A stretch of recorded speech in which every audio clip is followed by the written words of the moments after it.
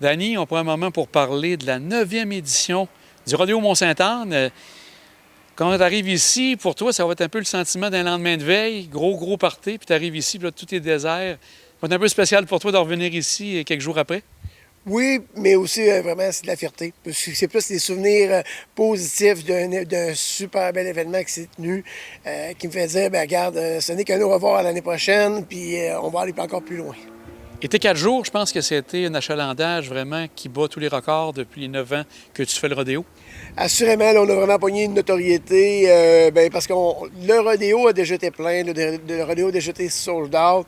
Là, cette année, on avait la pleine capacité pendant 2 soirs de suite. Mais quand on va plus loin dans notre réflexion, c'est qu'en plus d'avoir un rodéo qui est sold out, on avait une avenue festive, l'avenue Desjardins, qui était bondée de gens. Ça veut dire que beaucoup de personnes se déplacent et trouvent un produit adapté à eux. Donc, tu peux ne pas aimer le rodéo, mais ta conjointe peut aimer ça, tes enfants peuvent aimer ça.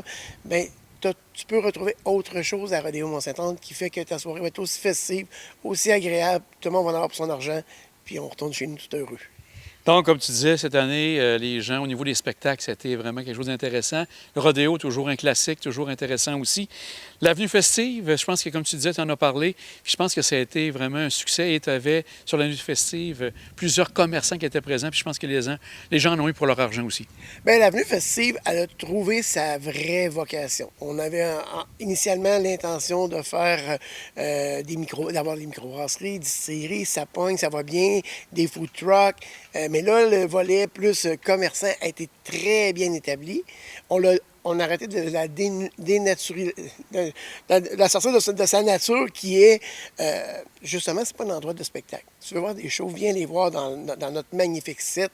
On avait des très gros shows. Fait que cette année, on s'est concentré sur divertissement. Et on a rajouté un ingrédient magique cette année qui faisait que l'avenue festive vraiment allait chercher son élément. Quand on a mis le chapiteau de danse du début à la fin des festivités, en danse country, avec toute l'effervescence qui sort dans le domaine du country, bien, on a vu les résultats quand même très positifs. Ces gens-là aiment danser, amènent vraiment beaucoup de joie autour d'eux. Puis c'est des gens de tout âge. Hein? Je regardais ça, des jeunes, des plus vieux, tout le monde danse. Fait que c'est magique. Fait que cette petite chimie-là, elle s'est ajoutée à un événement qui était encore grandissant. Puis, on peut dire mission accomplie pour l'avenue festive. Et que dire de notre partenaire Desjardins, là? Écoutez, l'équipe de Desjardins et Mélanie est en tête. Ils ont fait un travail extraordinaire. La petite fermette, les jeux gonflables, l'animation. C'est bien beau d'avoir une avenue appelée l'avenue festive Desjardins. Il faut mettre du temps. Ils l'ont fait. Bravo à la gang de Desjardins qui a fait ça. Puis bien sûr, dans le ring, ça a été vraiment quelque chose de très bien. Content de tous les spectacles qui sont déroulés ici? Ah, écoutez, dans le ring, c'était magnifique. Je veux dire, au niveau performance rodéo, c'était super. Au niveau performance musicale, parce que les gens, des fois, nous disent, ouais, mais est-ce que c'était un petit peu moins country? Ouais, so what? Derrière le country, il y a du rock, il y a du folk, il y a un petit peu de tout. On a tout retrouvé ça. Classe moyenne est venue en renfort à dernière minute. Ils ont fait des prestations géniales. Que dire du samedi? Moi, je regarde encore le samedi.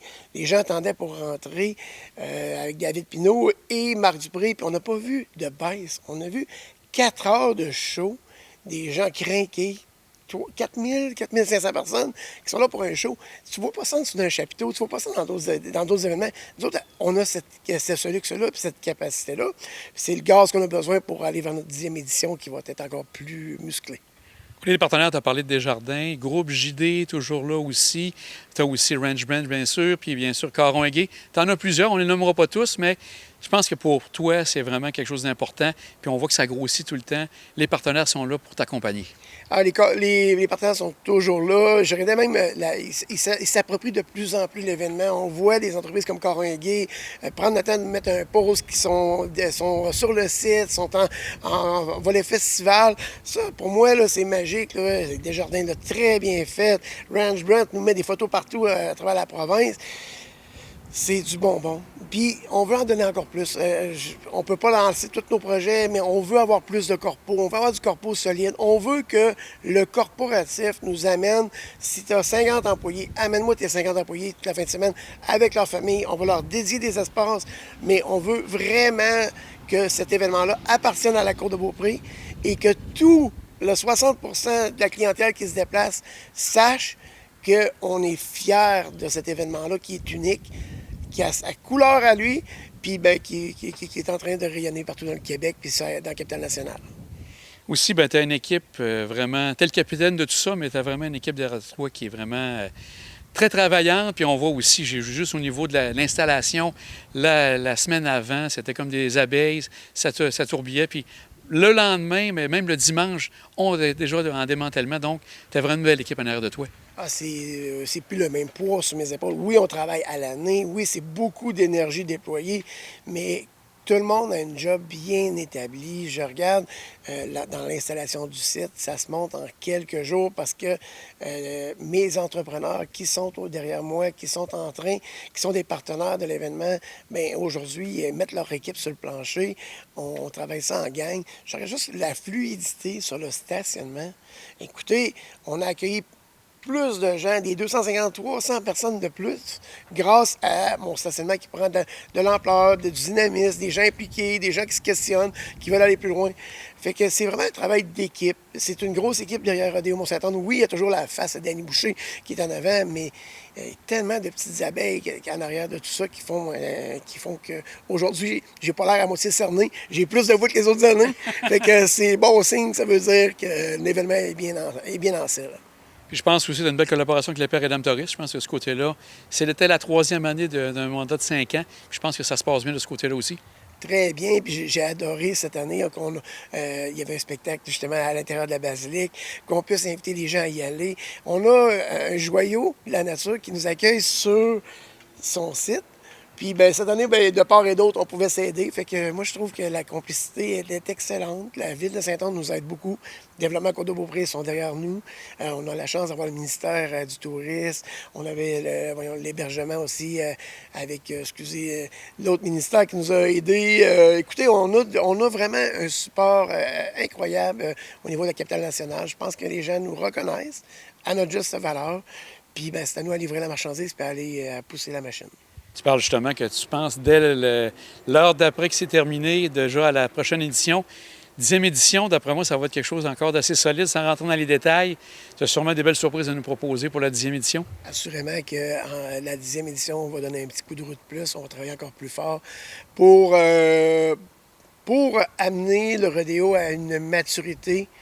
Après 10 ans, là, on a fait nos dents. Maintenant, il faut aller un petit peu plus loin. Puis je pense que c'est là qu'on va se lancer dans le grand monde du rodéo. Mais on a fait déjà 9 belles années qui progressent, qui sont maintenant... c'est une organisation qui a une bonne assise financière.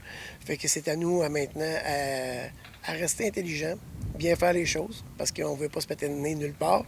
Puis on veut continuer à entendre parler de Rodéo Mont-Saint-Anne positivement. Parce que Jean, c'est magnifique.